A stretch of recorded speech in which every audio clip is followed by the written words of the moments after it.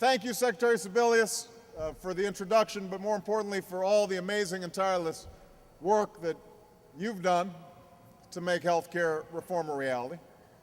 I, too, feel your pain, because in my bracket,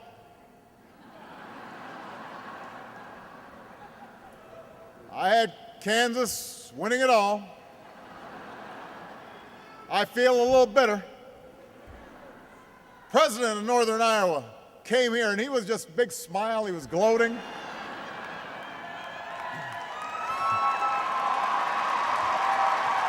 Well, I enjoyed it. I don't know, it reminded me of the campaign rally that I attended in Des Moines. I'm definitely in favor of healthcare reform. In fact, I support universal healthcare, and I have for quite a long time. And I think it's a real shame that the whole process got bogged down in the 90s the way it did.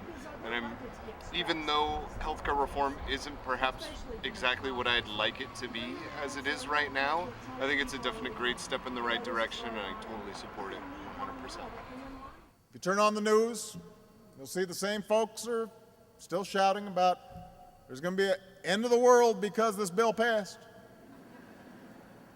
I'm not exaggerating. Leaders of the Republican Party, they called the passage of this bill Armageddon. Armageddon. End of freedom as we know it. So after I signed the bill, I looked around to see if there were any asteroids falling or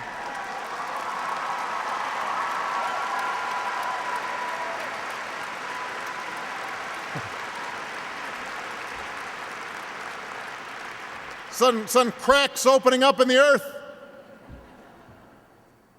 Turned out it was a nice day.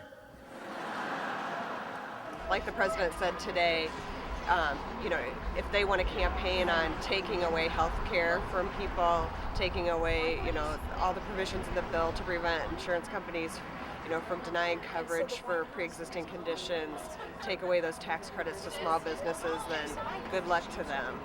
It meant a lot that he came back to where things started for him and where he first introduced his health care plan. I just know so many people who are touched in so many different ways by problems with our healthcare system today. Even our own family, the amount that we've had to pay in deductibles, co-pays, and our premiums that have all gone up steadily in the past 10 years, and will only continue to do that. And if they continue to do that, it's just going to get out of hand to where we can't afford coverage. What this struggle has taught us about ourselves and about this country is so much bigger than any one issue, because it's reminded us what so many of us learned all those months ago on a cold January night here in Iowa. And that's the change is never easy, but it's always possible.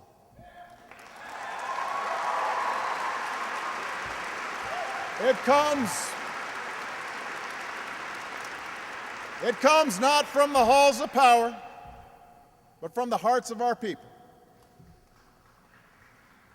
Amid setbacks, it requires perseverance. Amid calls for delay, it requires the fierce urgency of now. In the face of unrelenting cynicism, it requires unyielding hope.